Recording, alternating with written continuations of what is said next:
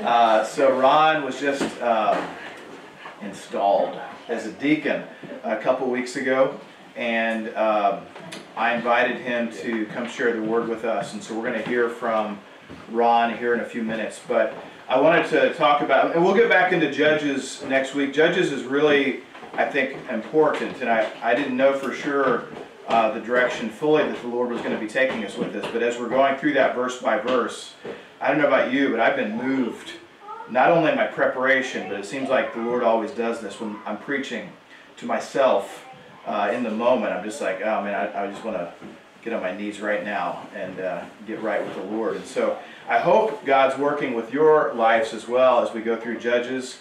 We'll be back in Judges next Sunday, so you can look forward to that. But Ron's going to be sharing what's on his heart. I'm really excited to hear about that. But I wanted to, before we did that, share just a tidbit of news and invite us together to break up into pods to pray over this. So you guys know we've been in transition between buildings, and the process began last summer around July, where we were given notice that we were going to have to vacate our current building over near Fenway. And we kind of scrambled the best we could. It was a busy season for us, not the most opportune time to be given an eviction notice, but we've been there for technically 4 years, but we've been meeting for about 3 years. And so we had to kind of put on the emergency brake, put everything to a screeching halt, and look for a new place. And we looked and looked. I looked at literally hundreds of locations and called on more than that even. Online emails, and the Lord didn't open any doors for us that He confirmed. In fact, He closed a lot of doors. And we know that that's a good thing. If you've ever had a door closed by the Lord, it's not always pleasant in the moment, but it's always for our good. He's always protecting us in some way, or he's positioning us so that we have a better option that we just don't see yet. And so we, in faith, trusted the Lord for that this was a closed door. In fact, many hundred closed doors. But we kept moving forward in faith. And one thing that we committed to is that we're going to continue to gather as a church. We're a called out body, and we want to do right by the Word of God, and so we're going to continue meeting. And we've been sort of packing out the house every week, after COVID and the snowstorm that hit us in January. But every week we've been packing out the house, and it's been good. It's been very intimate. You guys probably, if you've been here a while, or you just have to pick a spot and stay there. Otherwise, you just bump into each other. And I was thinking earlier, if I just lost a few more pounds, it'd be easier to navigate around the room. So maybe let's all pack together to do that. But here's some interesting news. Okay, jokes aside. I'm looking all the time, and for the past 10 weeks I haven't stopped looking, but at the same time I've resigned to be content, where if this is what the Lord has for us in perpetuity, forever, then that's okay. Like, we're going to trust God just to replicate this, and we'll start many home churches if we have to. But I also know that a building can be a useful tool, and so I'm keeping my eyes open and my ears open. And on Friday, I made contact with a place. I was reaching out to a location that the agent told me was not going to work for us. But he told me he had a listing that wasn't being advertised publicly, and he invited me to come see it. And so I looked at it on Friday, and it's a small place over on Washington Street in Newton, not Washington Street into the city, but 3/4 of a mile from here, going about that direction. So 580 Washington Street. It's an office building, but the basement portion had been used by a church before. And so I went to go take a look at it. It would be something that is manageable for us in terms of size. It's bigger, obviously, than this room. And so we could put a few more chairs in it, probably double, maybe a little bit more than that. There'd be a room, a dedicated kitchen area that's good sized kitchen that's closed off. There is potentially well, there's also a little office room that we probably use for a small kid town area or something like that, and then potentially another area. It's being advertised as room to grow, meaning I think there are other spaces in the building that they would make available if we needed it potentially. But I took some of the guys over yesterday and looked at it. I just want to make sure that there weren't any strong objections to it. There were some mild ones, but just kidding. No, but I think everybody was in and for it. We had some questions about it and just whether it would work, and looked on the map and you know, because we want to make sure we're not, you know, running away from our congregation. And so it's something that I believe would work. And so what I want to invite the church to do is, can we pray over this location? I should have probably made a slideshow to present it to you, but I can show anybody. I've got pictures on my phone and videos of things that we've looked at. But it's 580 Washington Street. It's right by Newton Corner. That's what they call this, right? Circle of Death. Is that what it's called? Anyway, right up here by the big hotel, just down the street a few minutes. And so here's what I want to ask. If the Lord wants us to have it, would He make it really clear? And so I'm operating out of faith that I believe He does at this point. However, I'm also operating in faith that if He doesn't want us to have it, that He makes that crystal clear. And so I'm going to move forward this week, unless somebody has a really strong objection, not that they would share now, but maybe afterwards. I'm going to move forward in faith and present this to the agent and see if we can get the ball rolling on it. But I sincerely want the door to be closed if God doesn't want us there. If He wants us to keep staying here and saving money, or to look for a different location, then I want us to do that. So you just maybe pair up into groups of 3, 2, 3, 4, and can we give this to the Lord and just ask Him for wisdom? Ask Him to open the door, make a way. Ask Him that even if it's of Him, that we get the sweetest deal, the best financial standing with it, the best terms, and that we would get favor with the landlord if he wants us to be in this location, that we enter the relationship in good standing. So let's do that. I'll pray us back together here in about 5 minutes, so let's get to work. And then I'll have, as I pray, Jason, if you can be ready to come up and open up the Word for us, I'd appreciate it.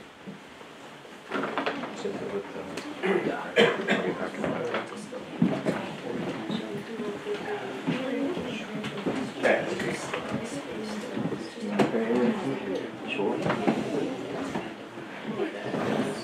Father, just thank you for this opportunity that Mike has been able to possibly find a building, and we just pray for your will to be done, Lord.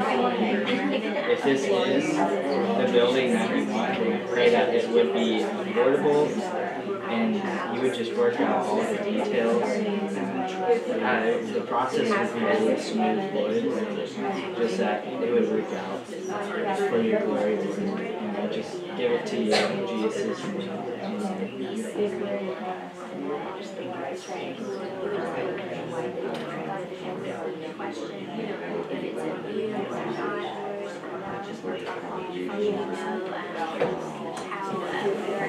Quickly after having an outside contract revision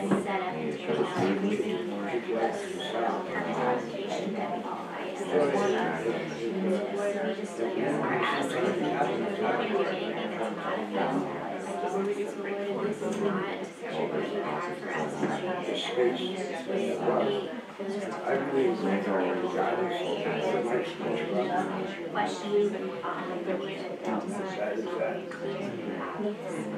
because I'm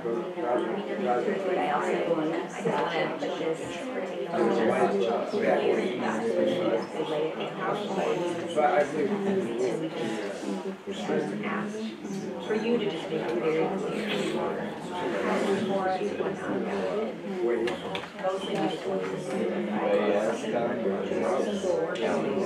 people who want to be able to share with the Right. this would be a good tool to have for us. I would have I do. We would Two things that one. It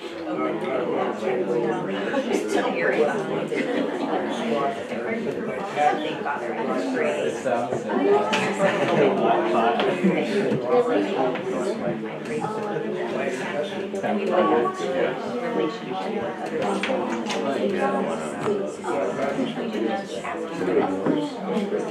Yeah, like water. I think cinnamon rolls, right? yeah. Like, which one? Oh, you mean like you want to drink or have? Yeah, actually, I'm not sure. I don't know coffee. You know which one is called? One of them's not one of them. They have label on it. The path is straight, right, and you want it to, you provided it, so Lord, you make a way. This is the building you Why do we have a fence? Yeah, I think That's That's something that they do? Oh, yeah. You have a greenhouse? I don't have a greenhouse. I don't have a greenhouse either. Yeah. I've never been skiing or snowboarding. I know. Talking about looking at the outside of the building, looks like maybe a good sized space, and so or if that be a place that you have, give us clarity, show us, Lord. And it's Why not not more streaming from the beginning? Lord, Even if you're going to creating finish building those now. Like you guys are practicing You You stream the cinnamon then, right? I started it at the announcement. Okay. More incredible place. Did you guys put the announcement then? No. And wisdom to hear you. I stopped from the praise and worship. I'm like, I'm doing this. Help us to be. Yeah, I would only and do that if clear there's and who needed something. wise with our dealings. In Jesus' name. But, but nobody's asked. Okay, I was gonna pray us back in, but you guys have all finished, so I don't need to do that. That's kind of my signal. So Jason, I'm gonna go ahead and invite you up if you could. And it's gonna take you 5 minutes to make your way up here, but let's go ahead and do that. And let's open up the Bible. Jason's gonna lead us into where, and let's give reverence to the Word as we prepare to hear it. The scripture portion for today's morning is taken from the book of Exodus, chapter 2, verses 1 to 14. Exodus chapter 2, verses 1 to 14. And there went a man of the house of Levi, and took to wife a daughter of Levi. And the woman conceived, and bare a son. And when she saw him, that he was a goodly child, she hid him 3 months. And when she could not longer hide him, she took for him an ark of bulrushes, and daubed it with slime and with pitch, and put the child therein. And she laid it in the flags by the river's brink. And his sister stood afar off, to wit what could be done to him. And the daughter of Pharaoh came down to wash herself at the river, and her maidens walked along by the river's side. And when she saw the ark among the flags, she sent a maid to fetch it. And when she had opened it, she saw the child, and behold, the babe wept. And she had compassion on him, and said, This is one of the Hebrews' children. Then said his sister to Pharaoh's daughter, Shall I go and call to thee a nurse of the Hebrew women, that she may nurse the child for thee? And the Pharaoh's daughter said to her, Go. And the maid went and called the child's mother. And Pharaoh's daughter said unto her, Take this child away, and nurse it for me, and I will give thee thy wages. And the woman took the child, and nursed it. And the child grew, and she brought him unto Pharaoh's daughter, and he became her son. And she called his name Moses. And she said, Because I drew him out of the water. And it came to pass in those days, when Moses was grown, that he went out unto his brethren, and looked on their burdens. And he spied an Egyptian smiting an Hebrew, one of his brethren. And he looked this way and that way, and when he saw that there was no man, he slew the Egyptian, and hid him in the sand. And when he went out the second day, behold, 2 men of the Hebrews strove together. And he said to him that did the wrong, Wherefore smitest thou thy fellow? And he said, Who made thee a prince and a judge over us? Intendest thou to kill me, as thou killedst the Egyptian? And Moses feared, and said, Surely this thing is known. Thank you, Jason. also just had Jason read Exodus 2, 1 through 14. Our study today, though, is going to be over Exodus 2 through 4.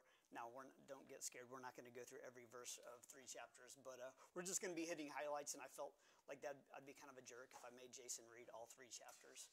So let him get a section, and that's probably where most of our time will be, in that section anyways, but we'll just be hitting some highlights of some others. But today we're going to be looking at lessons from the life of Moses. And so Exodus 2 through 4 is the main passage. But Moses' life, if you've had the chance to look at his life as a big overview, he's got 3 very distinct phases within his life.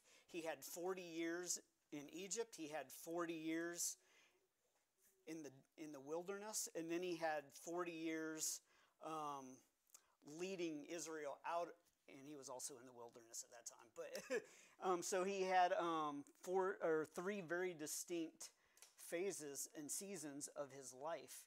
And I've just kind of been taking a big overview of these seasons and what God brought Moses through and progressed along in his life. So it's not going to be super detailed into digging down into each one, but kind of a general overview of what God has brought Moses through over the seasons in his life.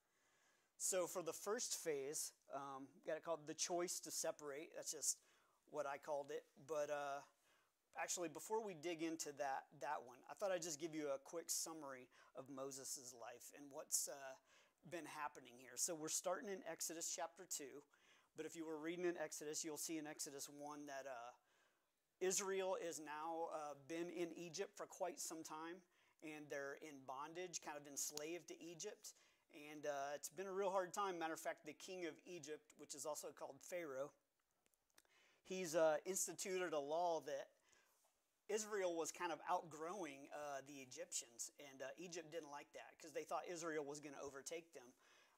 So what the king did was institute a law that all the firstborn males from Israel would be killed. And so this is where we enter into this story of Moses' life, because Moses was born at the time that this was initiated, that all the boys were to be killed. And so this is where we'll start in the first phase. But sorry, I'm getting a little off track here. But so this is where Moses enters the picture. And so just to give a brief overview, Moses was born to parents that were full of faith. They were Israelites. They were both Levi, from the tribe of Levi, in fact. And so Moses was born in this hardship, in this time. But he was born, thankfully, to godly, faithful parents who were actually full of faith. And we'll take a look at that a little bit later. And they hid Moses. They didn't care what Pharaoh was going to do. And they weren't going to let, God willing, their baby be killed, because Moses was obviously a boy. And during this time, Pharaoh wanted all the Israeli boys to be killed. And so, his parents put him into the river in faith and just trusted that the Lord was going to protect him and watch over him. And next thing you know, Pharaoh's daughter, of all people, finds Moses floating in the river and takes him in. And matter of fact, she takes him in to be her own. And she then, she didn't immediately take him. What I thought was really cool is that Moses' parents, in faith, trust the Lord with their son Moses. But then Pharaoh's daughter finds Moses and then immediately is given back to Moses' parents to nurse him and to raise him for at least 3 months of his life. And so I thought that was cool, that how his parents gave him away in faith, but then they got him back again. So that was kind of a cool picture. But then we see Moses, okay, he's taken under Pharaoh's daughter's wing for the rest of his life. And he's raised in the ways of the Egyptians. Matter of fact, okay, this is Pharaoh's daughter, of all people, to take Moses in. So that would put Moses, I would assume, in the line to be king, or I'm not sure how it was laid out then, if they just did it per family or how the king was chosen in Egypt. But he was in the royal family, so to say, of Egypt. And so there was no lack at that time. I mean, he had everything he needed physically. Matter of fact, it talks about him being very highly educated within the Egyptian system. Moses was raised to be an Egyptian. He had a place of prominence and of power and of influence, and within the Egyptian world. So that's just kind of an overview of where we're kind of at right now that we entered into this story here. And I know Pastor Mike has talked about this a little bit, just the picture or types and pictures within the Bible. There's just a couple we're going to look at today. So Moses, I know that a lot of times when we look at Moses, and this very well is a type as well, that Moses can be looked as a picture of someone coming out of Egypt, being saved from the world, and being separated and being saved. Or I should say he was saved and then separated from the world. But I would just ask you to look at it like this today. So Moses is in Egypt, which also is a type or a picture of the world. So Moses was born to Israeli parents who were God-fearing. So he had Israeli blood, but he was raised as an Egyptian. So as I was studying through this, I was just looking at Moses' life kind of as a Christian in the lost world, a baby Christian in the lost world. And that's kind of the direction that we will look at today. Just to give you a example of why we would say, or just a picture within the Bible of why Egypt is a type or a picture of the world. Galatians 4, 1 through 5. It says, "Now I say that the heir, as long as he is a child, differeth nothing from a servant, though he be Lord of all, but is under tutors and governors until the time appointed of the Father. Even so we, when we were children, were in bondage, under the elements of the world. But when the fullness of time was come, God sent forth his Son, made of a woman under the law, to redeem them that were under the law, that we might receive the adoption of sons." And so we can see there in verse 3 that, it says, even so when we were children, we're in bondage under the elements of the world. And this is where Israel finds themselves right now. They're in bondage under Egypt, which is a picture of the world. So just wanted to make sure you guys could see that Egypt is a picture of a type of the world. And if you look that up through multiple other passages within the Word, you're going to see oftentimes like people going down to Egypt. They went wherever they are geography, it always references them going down. And so we can see that Egypt would be a picture of the world. So, all right, so now let's get into the story. This is where we're going to find Moses. He's living as an Israelite in the world. And so, or in Egypt, which is a picture of the world. And so let's look at 2 Corinthians 6, 14 through 17. What does the Bible say that our relationship should be with the world? 2 Corinthians 6, 14 through 17 says, "Be ye not unequally yoked together with unbelievers. For what fellowship hath righteousness with unrighteousness? And what communion hath light with darkness? And what concord hath Christ with Belial? Or what part hath he that believeth with an infidel? And what agreement hath the temple of God with idols? For ye are the temple of the living God, as God hath said, I will dwell in them and walk in them, and I will be their God, and they shall be my people. Wherefore, come out from among them, and be ye separate, saith the Lord, and touch not the unclean thing, and I will receive you." So we can see from this passage that, we're not to be yoked or tied in with the believers. And that word yoke just means like, you picture like two ox or two cows tied together, their necks are tied together and they're plowing a field. I mean, they're literally tied together. They can't move. And that's what we're talking about here. We're not to be unequally yoked together with unbelievers or the world. We can't be tied to them. And matter of fact, it says down in 17, that we're to be separate, saith the Lord. So, I want to make sure that we know up front that what I'm not talking about here is like, okay, we separate ourselves and become this commune and have no interest with the world or no contact with the world at all. We're actually to be the light to the world. And so, you know, I'm not talking about us just totally just getting away and just for us ourselves and never having any contact with the world. That's not what we're talking about. John 17:6 says, I have manifested thy name unto the men which thou gavest me out of the world. Thine they were, and thou gavest them, and they have kept thy word. And then John 17:15 says, I pray not that thou shouldest take them out of the world, but thou shouldest keep them from the evil. And this is just a picture of what Jesus is talking about here. You know, okay, yes, we're supposed to be separate from the world, and we're not supposed to be tied and yoked into the world. But that doesn't mean that we're to be out of the world. We're supposed to be kept from the evil of the world and not be yoked and tied together with the world, but yet be the light to the world.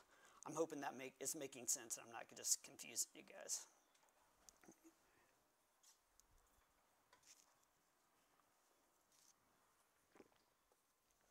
All right, so looking at it from a different perspective. Okay, so, you know, today we live in the Laodicean church age. And Revelation 3:15 through 19 gives us some insight into what the Laodicean church age is. And if you guys aren't familiar, you know, Revelation's the first couple chapters is going through the different ages of the church throughout history. And so when we get to Revelation 3:15 through 19, that the Laodicean church is the last church age. And that's the church age that we are in right now today. And this is what it says of us as children of God, as members of the Laodicean church age. So this applies very directly to us. So let's see what it says here in verse 15. I know thy works, that thou art neither cold nor hot. I would thou wert cold or hot. So then because thou art lukewarm and neither cold nor hot, I will spew thee out of my mouth. Because thou sayest, I am rich, and increase with goods, and have need of nothing, and knowest not that thou art wretched and miserable, and poor, and blind, and naked. It's a very scary passage to look at, and to know that this is who we are. I mean, yeah, it's hard to swallow sometimes, but so it's talking about being lukewarm. You know, that's just kind of a picture of being, you're half in, you're half out. You're not cold, you're not hot. You're just kind of even keel. I was thinking about, I love coffee, you know, but I like my coffee either hot, like as in a latte, or I like it iced or in cold. So if I were to get a latte and it's nice and warm and it's got great latte art on it, if I let it sit there for like 30 minutes, it's not gonna be hot anymore. It's gonna kind of cool off, and all the pretty latte art is gonna disappear, and it's just gonna fade into it, and it's gonna be gross. And so, but the same would be true as if I got an iced latte. It's great up front, lots of ice, it's cold, it's good, but if I let it sit, the water's just gonna melt in it, and that's even worse than the hot latte. It's just like it's real watered down, and it's just gross. So that's one analogy, but I was also thinking of another one. The other morning, I was having oatmeal, and I'm not the biggest fan of oatmeal anyways, but it's best when it's very warm, very hot. But I had some other things to do to get prepared, to get ready, and it was sitting around for a while, and I went and I took a bite, and I was like, oh, it was disgusting. So because it had gotten cold, kind of, you know. It wasn't cold, but it wasn't hot. It was just gross, lukewarm.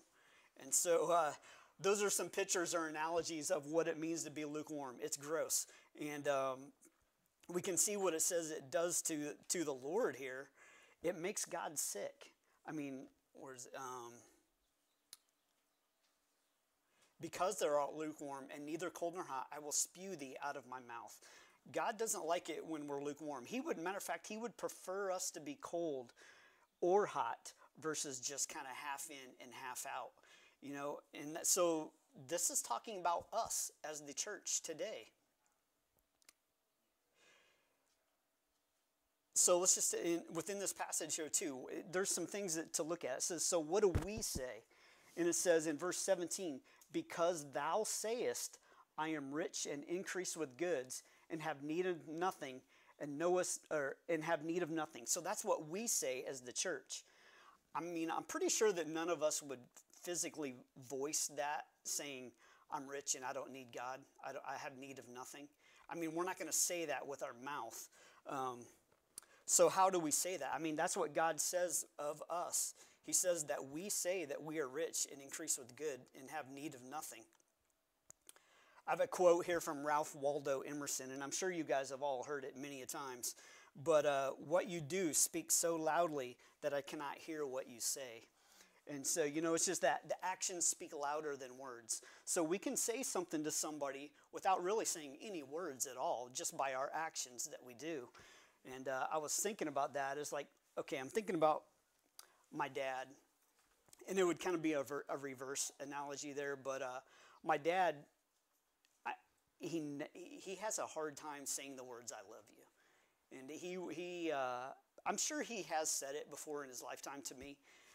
But he has a real hard time saying it. It's not just to me, but to anybody. Like Isabel always tells him that she loves him, and he's like, I can't remember his response, but me too. Yeah, he says me too. And so he has a hard time saying the actual words, I love you.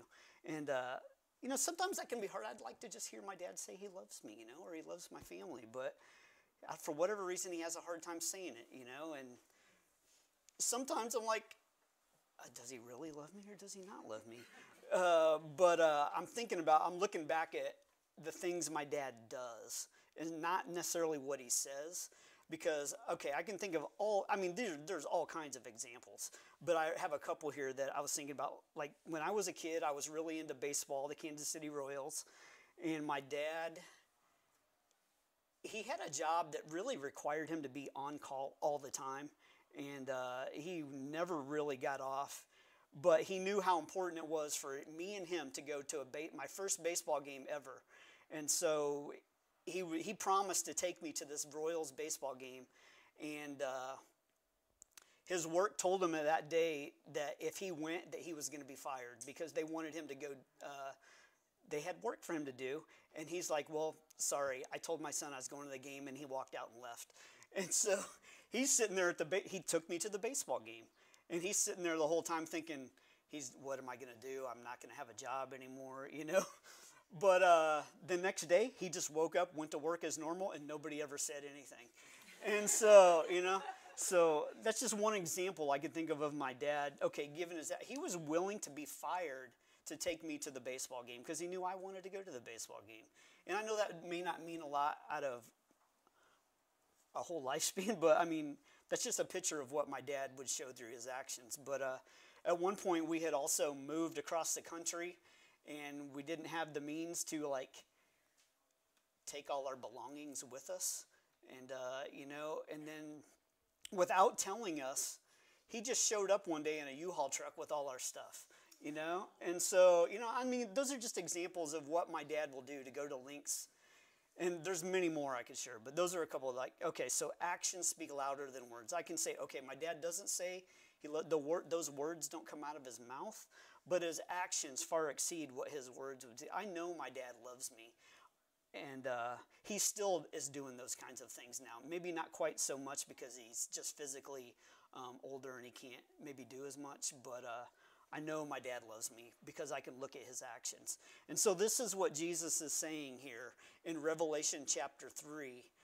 That when we say that we are rich, increase with goods, and have need of nothing, our actions are telling him that we don't need him. Just think about that for a little bit. And this is for all of us. This is where we are as a church. One of the keys that also gets me here in this is the next part. And you're increased with goods and have need of nothing, and knowest not. So we don't even know it. We're blinded. This is what Jesus says of us. We're wretched. We're miserable. We're poor, blind, and naked. So we say we're not. We say we're rich and increased with goods. But Jesus says, no, you got it backwards. You're poor, you're blind, you're naked. You don't even know it.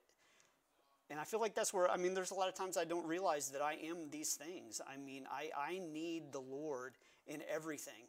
And we do, but we don't even know it. We just go on with life. We're busy. we're going to church, we're even going to a Bible study, but then we just get into life, and we're just kind of in and out, you know. So this type of a life makes God sick. Sharing a little bit about my testimony, I feel like God, I was looking at this life of Moses and translating it to what God's done in my life over the past 20 years or so. But I know most of you have heard my testimony, but maybe some of you haven't. I was raised to a Christian family, and we went to church every Sunday, every Wednesday. You know, my parents were very faithful at taking me to church. And I remember one time at 8 years old, I went forward in a service, and, you know, I just thought because I went forward, I don't know if I really remember why I did it, but I just did it. Probably because I saw everybody else doing it. So I just assumed, well, I just need to go forward, and then I'll get to go to heaven, you know. And so I went forward, and, you know, I went on for a few years thinking, well, I'm good to go. I'm going to heaven because I went forward. But as I got older, and I started to hear the word more, and I knew that, well, I'm not a child of God just because I went forward in a service. I was a sinner, and I needed Jesus in my life. And so when I was 14 years old, there's a very distinct moment I remember. I was at a Kansas City Youth for Christ, and it was a youth group that would meet every Saturday night. And God had been working on me for a little bit, and it's just like, Lord, I'm going to be, because everybody here thinks I'm already saved, you know, but I knew in my heart that I wasn't. And so, you know, I don't care. I'm just like, I'm giving my life to Jesus tonight. And so I went forward again, but this time I went forward to repent of my sins and give my life to Jesus. And I knew that I was in the basement of that building, so I knew exactly where I was when I gave my heart and my life over to Jesus Christ. And it wasn't because I went forward or did anything. It was because I knew I was a sinner and I needed to make Jesus my Lord. And that was all it was. So I know that I was a child of God from that moment forward. But I'd like to say that, you know, after that, I was in God's Word and I was growing and making disciples, but that isn't necessarily my testimony. So I get saved, and I'm going back to the same church that I was in, you know, which it wasn't a bad church. I was just kind of, you know, we were going Sunday, we were going Wednesday, and then the rest of my time was spent with all my lost friends, you know. And I was in high school at this time, and I'm just hanging out with my lost buddies, you know. And so I didn't really know what else I was supposed to do other than go to church and hang out and just do life otherwise. I didn't have anybody trying to disciple me or invest in me or anything like that. And I don't think at the time my parents knew about all that kind of stuff either. You know, they were just kind of doing the same, living life and going to church. So what did I do? You know, I mean, okay, I'm growing up. I'm still hearing God's word, and I'm just sensing I'm hanging out with my lost friends, and I'm knowing that the life that I'm living can't be pleasing to God. But yet, I don't really know what I'm supposed to be doing. Maybe I should read the Bible. You know, you would think I would just open the Bible and start reading the Bible, but I didn't even do that. I mean, I briefly would, just here and there, reading the Bible here and there, but just living my life, but feeling miserable the whole time. So my response is, well, I know that I probably am not living a godly life and need to do something about it. So my initial response is, I'm going to join the Air Force and get away from all my friends. And then I'll find a church wherever I get stationed at, and I'll get plugged in with the Lord and learn how to walk with Him there. And so I did that. I joined the Air Force. And that was a bad decision. I mean, as far as a spiritual walk with the Lord anyways. I get into the Air Force and get to hanging out with a bunch of people there that were even darker than my friends were in high school, you know, and plus... And at that point, we all had money too, and so I mean, it was like, it was even worse than beforehand. And I did try to get to a church there, but I was well ingrained with my lost friends again, and you know, just didn't happen. And the Lord just continued to let me spiral out of control. And you know, at the same time, I have the Holy Spirit inside of me, and I may not have showed it on the outside, but I was miserable inside. I just knew that the life that I'm on, like, I tried to get away, and now I'm even worse than I was, and it's just not working for me. I'm like, Lord, please help me. So my response again, guess what it is? I'm going to quit and run from there, and I'm going to go back, because now my parents have gone to a different church in Kansas City, and they are now, my parents are being discipled, and I'm like, this is what I need. I need to be discipled. I need someone to sit alongside of me and open the Word of God and show me how to live this out, because I don't know what I'm doing. And so I'm like, I'm going to leave the Air Force, and I'm going to go back and do this again. So I get back, and guess what I do? Yeah, I do go to that church, and I sign up to be discipled, but I'm still hanging out with my lost high school buddies again. So it's just like, it's just this repetitive cycle over and over in my life. And so I am being discipled, but I'm not engaged. I'm going through the motions, you know. I'm going to church. I'm actually meeting to be discipled, but I'm still hanging out with all my lost buddies again. And it's just a repetitive cycle. And I just share all that with you. God had to allow me to go through that. He's so gracious and long-suffering and gentle, but he does let you make your own choices. And so, and I just share all that with you because I feel like my life was kind of mirroring this in a way, you know. It's like I was half in, I was half out, I was miserable. There was no power of the Lord in my life. And I was a picture of Revelation 3 in my first half of my life. And let's take a look at 2 Timothy 1 through 5. This know also, that in the last days perilous times shall come, for men shall be lovers of their own selves, covetous, boasters, proud, blasphemers, disobedient to parents, unthankful, unholy, without natural affection, truce breakers, false accusers, incontinent, sorry, I can't pronounce that one, fierce, despisers of those that are good, traitors, heady, high-minded, lovers of pleasures more than lovers of God, having a form of godliness, but denying the power thereof. And that's exactly what I was doing. I was going to church. I was even being discipled, but yet I had no power of God in my life.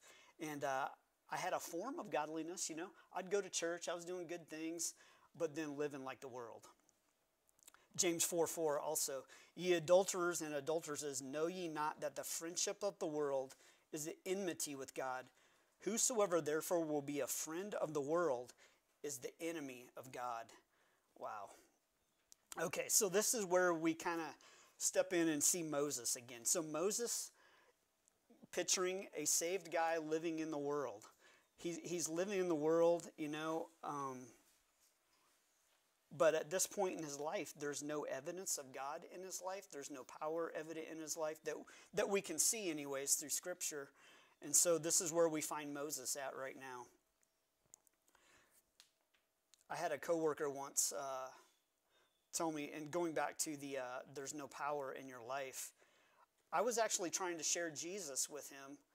And he talked to me, he said, well, you know, he's like, I would believe what you're saying if I saw a difference in your life. He's like, I'm going to bet that, okay, you'll go to church, which that's different than what I do. I don't go to church. But he's like, I'm betting you get up, you go to work, you go home, take your kids to soccer practice, do whatever, you'll go out to eat, and then you'll just repeat this day after day. And he's like, because that's what my life looks like, and I'm betting that's what your life looks like. And I'm just like, wow, I didn't have nothing to say to him. You know, it's just like that really cut me and has stuck with me for many years. And so that's what we're talking about here. There's no power evident, or there's nothing evident of a life changed or transformed in God. We look just like everybody else. All right, the first point to ponder. And so, sorry, that's a weird name, but that's all I could think of. So these are just points that I would encourage you guys to write down and ask yourself and be thinking about these and praying about it. Are you living a life separated unto the Lord, or do you look just like the rest of the world? is God's power evident in your life? And so I would just challenge you guys to really contemplate where you are at in your walk with the Lord. And this is where we're going to find Moses again. We're going to jump back into Moses. So Moses is in Egypt, which is a type of the world. And Moses is faced with the choice. Is he going to continue to identify himself as an Egyptian? Or is he going to identify himself with his brethren, the children of God, or the children of Israel? Joshua 24:15. It says, "And if it seem evil unto you to serve the Lord, choose you this day whom you will serve, whether the gods which your fathers served that were on the other side of the flood, or the gods of the Amorites, in whose land ye dwell. But as for me and my house, we will serve the Lord." And so we can see there that Joshua is challenging Israel to make a choice. Who are they going to serve?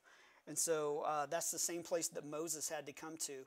Who is it that he is going to serve? Is he going to be identified as an Egyptian? Or is he going to identify as his own people, his brethren, the children of Israel? But first, before we get into Moses' choice, I thought it would be valuable to look at someone who made a wrong choice. It was faced with a very similar decision, and that's Lot. So I don't think I have the verses for Lot up there, but just look at Lot's choice versus the choice that Moses made. So Lot's choice in Genesis Genesis 13:9, we see that Abraham suggested to Lot that he would separate from him, because Lot and Abraham were together at that time, but their herdmen and all their company, they were fighting, they were having battles between them, and they just couldn't come to a lot of agreements. So Abraham suggested, okay, you go one way and then I'll go the other way. And Lot was like, okay, I'm up for that choice. Let's make a choice. I'll go one way, you go the other way. And so here's the choice that Lot made in Genesis 13:10 through 12. Lot chooses the plain of Jordan and ends up pitching his tent towards Sodom. And I know we didn't bring up this passage, but in verse 13, it calls Sodom as a very wicked city. And so also Sodom is a picture of the world as well. And so we can see that Lot chose the plain of Jordan, which it was very appealing to the eyes. It looked good. And so that's the direction Lot went, and he pitched his tent towards the wicked city of Sodom. That was his choice. That's what he picked. And then we see, he's not actually in Sodom yet, but he's pitching his tent that direction, looking towards it. And then in Genesis 19:1, we see Lot is found now sitting in the gate of Sodom. And he had been there for quite some time. 2 Peter 2:7 through 8. I do think I have that one, yeah. And delivered just Lot. So Lot, he's just. And it calls him a righteous man, for that righteous man. So he's just, he's righteous. He is a child of God. But, and delivered just Lot, vexed with the filthy conversation of the wicked. For that righteous man dwelling among them, and in seeing and hearing, vexed his righteous soul from day to day with their unlawful deeds. And so this was the choice that Lot made. He made to pitch his tent towards the world, and he ended up dwelling in it, sitting in it.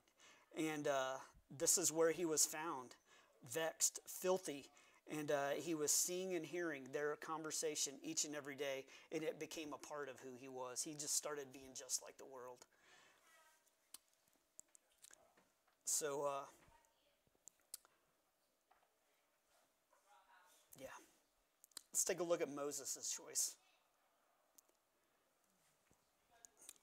Hebrews 11:24 through 26, and we'll probably look at this passage a couple times. It's very key. And so Hebrews 11:24 through 26. So we see by faith Moses, when he was come to years, refused to be called the son of Pharaoh's daughter, choosing rather to suffer affliction with the people of God than to enjoy the pleasures of sin for a season, esteeming the reproach of Christ greater riches than the treasures in Egypt, for he had respect into the recompense of the reward. So we can see that Moses started out, he was faced with the decision, what's he going to do? But it says by faith. And so Moses started his journey out, or his choice out with faith, just believing that he knew who he was, what God has said, and he's just going to trust it. So he refused to be associated with Egypt. Where it says he refused to be called the son of Pharaoh's daughter. He knew what his identity was with the children of Israel, and he was refusing to be associated with Egypt. He chose to leave the pleasures of sin behind. And we can see that because Moses was adopted into the royal family. He had probably all the wealth, all the education, possibly even a line to be on the throne someday. But he refused to be a part of that. I mean, he gave all of that up, within the world, to identify with who he truly was in the Lord. And going back to my testimony again, I just told you I went all through a great majority of my life running and trying to figure out, or walking with my friends and in the world, and was just miserable. But this, for whatever reason, I have the Holy Spirit in me. And it's like, you see those old cartoons, you got an angel on one side of you and a devil on the other, and they're both whispering in your ear. And I knew God was telling me the life I'm living is not right. I need to get right with the Lord. But I also hear the devil whispering like, oh, it's not that bad. This is kind of fun, isn't it? You're having fun. But this verse, I would say the Lord kept whispering this verse into my ears, even though I wasn't even in the Word. But Proverbs 13:20, I don't think I have that up there, but it says, he that walketh with wise men shall be wise, but a companion of fools shall be destroyed. And that verse just kept echoing through my head. It's like I'm making myself a companion with these lost guys. Now, these guys they're good guys. They weren't bad guys at all. They're just lost and living a lost life. That's what lost people do. And so I was just doing it with them. And I was miserable, but I knew that I could no longer continue to make them my companions, because this is true. A companion of fools shall be destroyed. And God, I was destroyed inside. It may not have shown outside, but I was miserable, destroyed. And thankfully, God allowed me to come to the end of myself. And I too was faced with that choice. Just like Moses had to make the choice, I had to make the choice. Was I going to continue to identify with my lost friends in the world, or was I going to identify as a child of God and move forward in that way? And so thank the Lord, I finally made I was done. I was done. But it took God bringing me to a low point in my life where it's like, okay, I'm done. I can't do this anymore. It's miserable. And so I just cut off my lost friends, And that's where it's like, they weren't bad guys. They were good guys. And I feel like I hurt them a lot too, because I just had to stop. I couldn't live that life anymore. And I had to move forward. And so I did. I left them. And at that time I had not too long ago met Rebecca as well. And we were getting plugged into another church. And again, we went through discipleship and we got discipled. And I actually got plugged in with some godly friends at this point, And one of them, Jason, man, he really took me under his wing. He taught me how to read the Bible. He taught me how to apply it to my life. He taught me how to serve others. He taught me how to minister. It was amazing. And but this time the difference was, because I told you before, I had signed up for discipleship several times before, but this time I was all in. And I wasn't just half in, half out. I wasn't living in the world. And I was submitted to learning how to walk with the Lord. And so, point to ponder number 2. What are you willing to walk away from to follow Christ? There's something I need to separate myself from. If so, am I willing to do it? just like Moses had to make that choice, he's going to walk away from riches, from potential throne one day, and to really having the highest education in the world could offer. And Moses, by faith, refused to be a part of it and made that choice. One other aspect that I wanted to look at in Moses' life here before we move on to the next phase, or at least in this chapter of his life,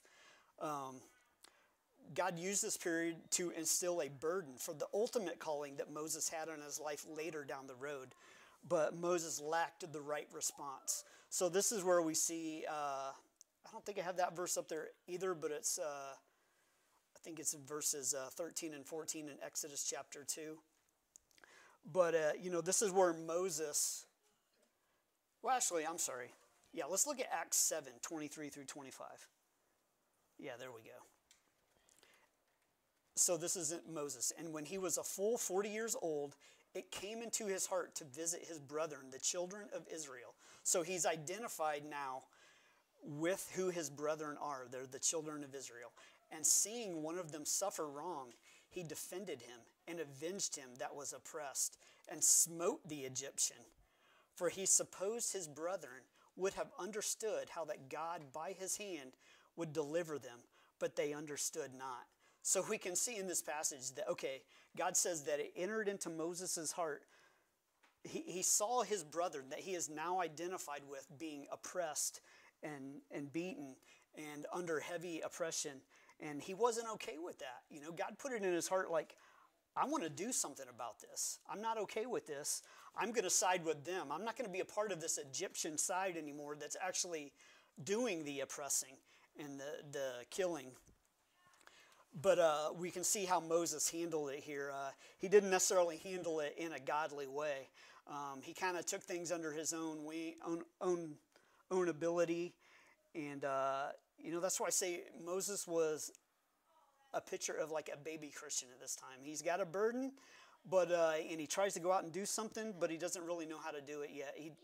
And so I would say this is a picture of an immature response. Moses just wasn't ready yet. But God made him put that burden in his heart. But Moses needed some time to prep before he was ready for that. And so, Moses hadn't at this point actually learned to trust and to walk with the Lord. And so this is where we enter into the next 40 years of Moses' life. So that first 40 years, he's in the world, but finally he makes a choice to separate himself from it. So I just titled this one, Getting Low to Grow. And this is going to be actually Exodus 2:15 through 4:18. But like I said, we're only going to hit some highlights of different things here. It should go fairly quickly here. So Moses gave up his life in Egypt, along with all the royalty and rewards that came along with it. Back to Hebrews 11:24 through 26. It says, by faith Moses, when he was come to years, refused to be called the son of Pharaoh's daughter, choosing rather to suffer affliction with the people of God than to enjoy the pleasures of sin for a season, esteeming the reproach of Christ greater riches than the treasures in Egypt, for he had respect unto the recompense of the reward. So we can see he chose to suffer affliction with the people of God over the pleasures of sin for a season. And so this is where he's at. Moses was going through a time, it was a humbling time, a time separate and alone and in a strange place. Deuteronomy 8:2. And thou shalt remember all the way which the Lord thy God led thee these 40 years in the wilderness, to humble thee and to prove thee and to know what was in thine heart, whether thou wouldest keep his commandments or no. And so this was actually God speaking to Israel later on down the road, but he allowed Israel to go through the wilderness as a time of humbling and to prove them out, to see where their heart was at. And this is what Moses needed in his life. He needed a time to be humbled and to be proved and to learn to walk with the Lord. Got another quote for you here, but this is more of a loose quote. I don't think it's word for word, but this was my pastor, Sam Miles, in Kansas City. He's been the pastor for the great portion of my life, now under Mike, obviously, the last 4 years. But Sam goes, those whom God will greatly use will first go through a great humbling. And so obviously we see that God had a great calling on Moses' life. I mean, he was going to use Moses to deliver Israel from the bondage they were in. So, and Moses had that in his heart, but he had to take him through a great humbling first before he was going to be ready and prepared to do that. Let's look at Exodus 2:17 through 19. I think I have that up there. Do I have that up there? Yeah, there we go. Or sorry, yeah, there you go.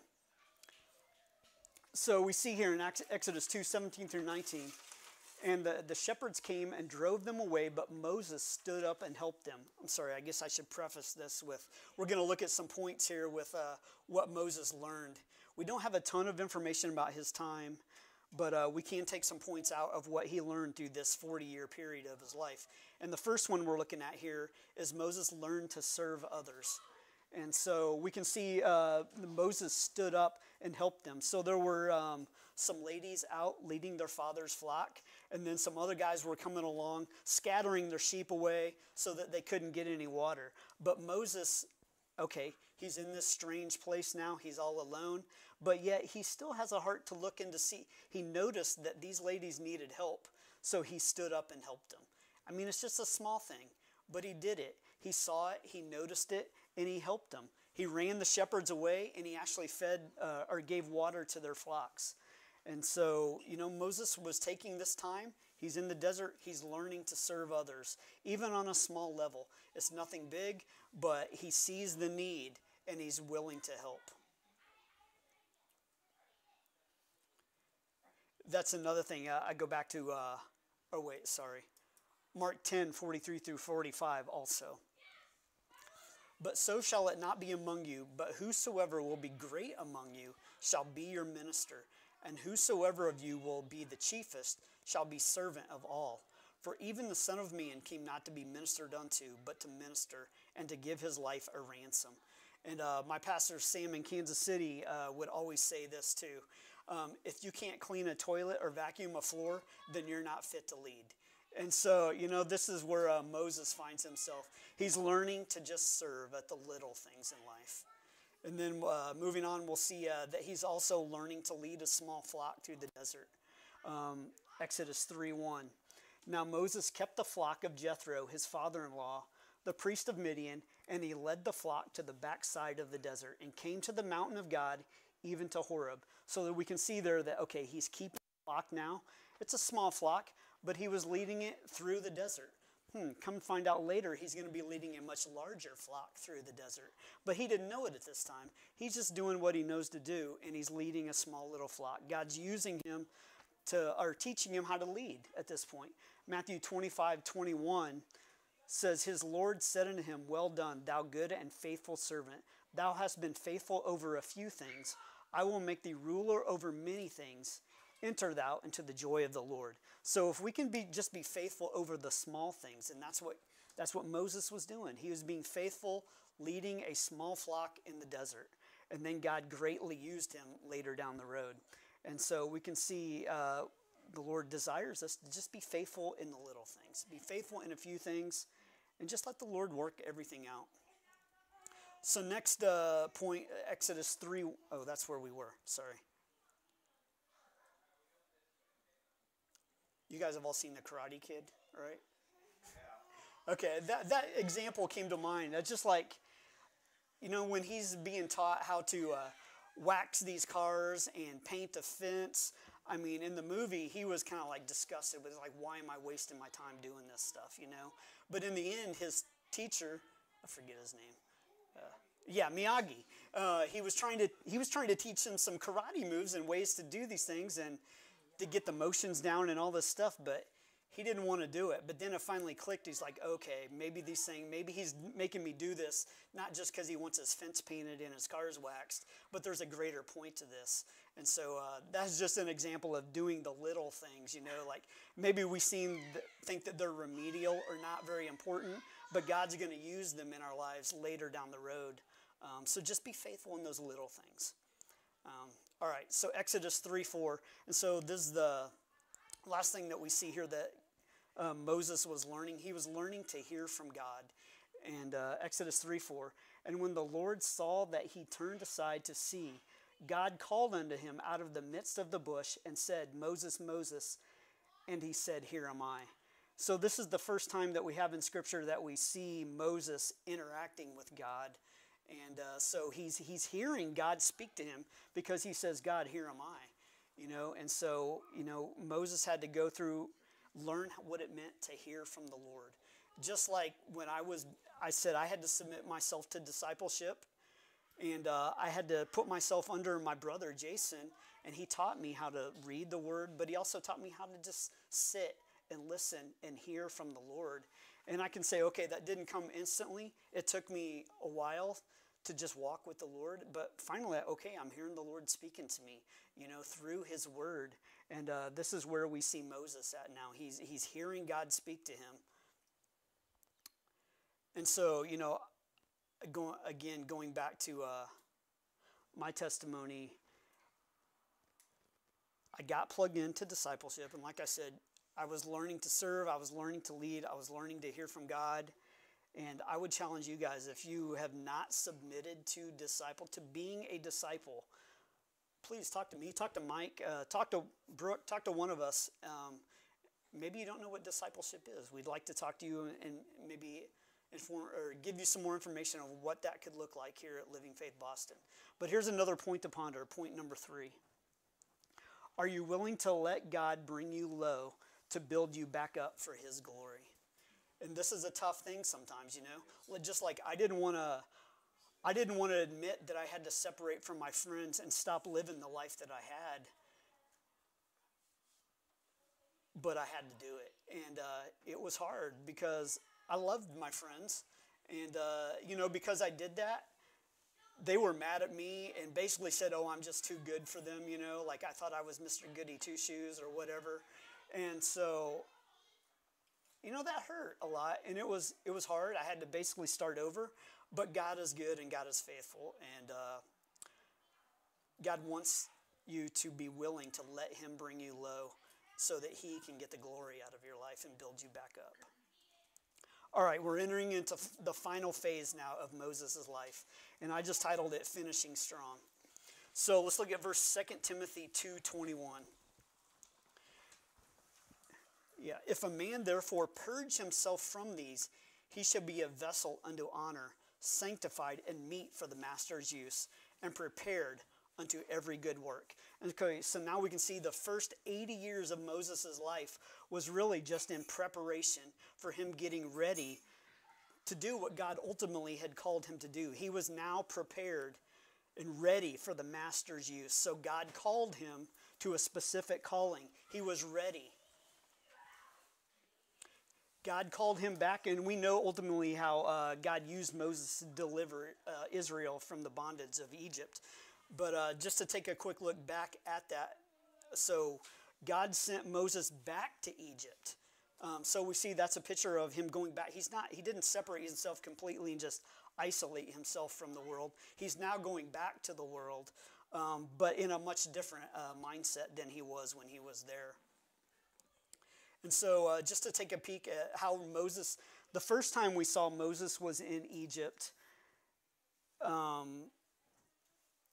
was I at? Oh yeah, not that one yet.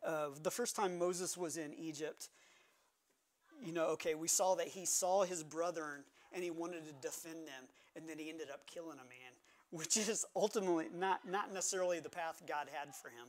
But, he wasn't ready. He wasn't prepared. And so he fled after that. He ran. And that's how he ended up in the desert. But now he's going back, and we see in Exodus 14:13, he responds very differently to Pharaoh chasing him down this time. And Moses said unto the people, fear ye not, stand still, and see the salvation of the Lord. And so the first time that Pharaoh was coming after Moses, he ran and hid. But this time, he's standing, and matter of fact, he's leading the Israel at this point, and he's encouraging all of them to don't fear, just stand still, see the salvation of the Lord. What a difference in this man now. He's learned how to walk with the Lord, And he's leading a large group now, a large flock, to also stand and trust the Lord in faith. He's a changed man. Final point to ponder, point number 4. Are you prepared to finish strong in faith? If not, will you get serious about preparing? You know, the pleasures of sin in this life, they're not really worth what you're going to lose in eternity. Just challenge you guys, would you commit to being serious about being prepared for the Master's use? All right, so in conclusion, maybe you've not, I don't know where everybody stands here. You know, there's really 2 very important choices that you need to make in your life. The first choice is, have you made Jesus Lord of your life? And if you haven't done that, that needs to be the absolute first choice. And if that's something maybe you don't even know really exactly what that means, please talk to me, talk to Mike, talk to one of us here, and we can walk you through what the Word says about making Jesus Lord of your life. But that second choice is the choice that Moses had to make too. Will you choose to not be half in and half out? Not to be lukewarm. Choose to be all in on your relationship with the Lord. And if there's things that you need to separate yourself from, I would challenge you, trust the Lord and separate yourself from them. It could be people, it could be friends, it could be a career, an education, or I mean, it could be a lot of things. But will you be all in for the Lord? And I would say, as we're just closing here, you know, I'm not really sure. We don't have songs at the end anymore. So as we just wrap up, I would say just take a few minutes and let's look at Psalm 139, 23, and 24. And just in the quietness of your heart, I would just encourage you to pray this verse back to the Lord and just ask Him to search your heart out. Is there something, Lord, that is hindering me from being all in for you? And what is that? And yeah, just pray and ask the Lord and see what He tells you. So thank you guys. Appreciate it. Amen. All right. So why don't we... Thanks, Ron. Man, that was rich. I hope you were paying attention. And so we'll have it recorded. You guys can check this out next week. If you want to take notes again, you have to kind of let it simmer between now and then. It's going to be on low heat for the next 7 days on the stove of your heart. And then you can fire it back up again and watch it online if you want to. But, and I encourage you, why don't we do this? I know you guys are probably thinking about getting that second cinnamon roll right now, or that sausage ball. Man, there is nothing more important than being right with God. And so if the Lord spoke with you, why don't we just take a minute right now, and why don't we just confess those things to God? Just be honest with God. I need that. I need what you shared with me in your word. And if you need to maybe put a stake down, you know what that means, right? Like to put a marker on the property of your heart so that nobody else tramples on it.